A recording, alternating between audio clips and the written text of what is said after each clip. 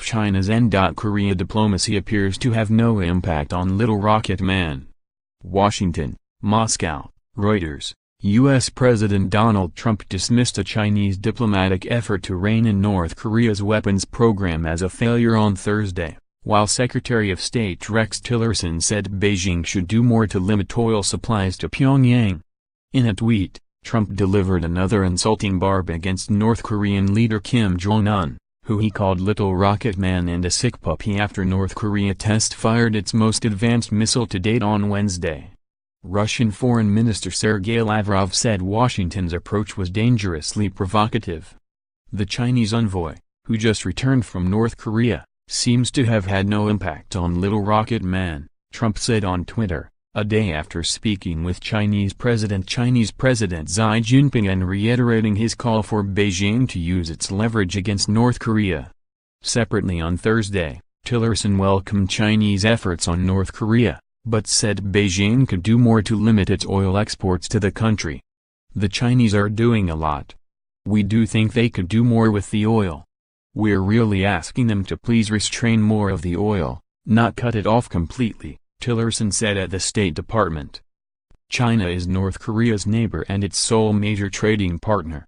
While Trump has been bellicose at times in rhetoric towards North Korea, Tillerson has persistently held out hopes for a return to dialogue if North Korea shows it is willing to give up its nuclear weapons program. However, Tillerson may not remain in his job long, with disagreements with Trump over North Korea being one factor.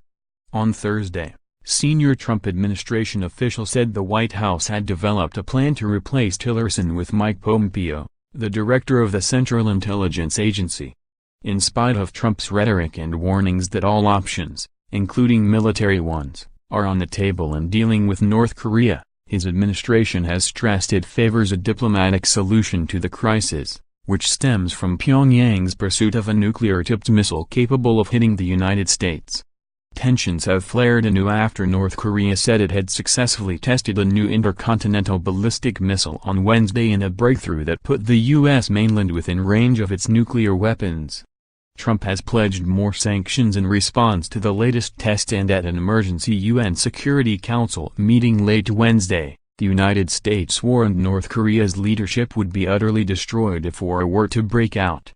Lavrov pointed to joint U.S. South Korean military exercises planned for December and accused the United States of trying to provoke Kim into flying off the handle over his missile program to hand Washington a pretext to destroy his country. He also flatly rejected a U.S. call to cut ties with Pyongyang over its nuclear and ballistic missile program, calling U.S. policy towards North Korea deeply flawed. In a call with Trump on Thursday, South Korean President Moon Jae-in said the missile launched this week was North Korea's most advanced so far, but it was unclear whether Pyongyang had the technology to miniaturize a nuclear warhead, and it still needed to prove other things, such as its re-entry technology. North Korea has tested dozens of ballistic missiles under Kim's leadership and conducted its sixth and largest nuclear bomb test in September. It has said its weapons programs are a necessary defense against U.S. plans to invade. The United States, which has 28,500 troops in South Korea as a legacy of the 1950–53 Korean War, denies any such intention. Previous U.S. administrations have failed to stop North Korea from developing nuclear weapons and a sophisticated missile program. Trump, who has previously said the United States would totally destroy North Korea if necessary to protect itself and its allies from the nuclear threat, has also struggled to contain Pyongyang since taking office in January. U.S. Ambassador Nikki Haley told the UN Security Council meeting on Wednesday that Washington has asked China to cut off oil supply to North Korea, a drastic step that Beijing has so far refrained from taking. China earlier this month praised the friendship between it and North Korea after its special envoy visited Pyongyang.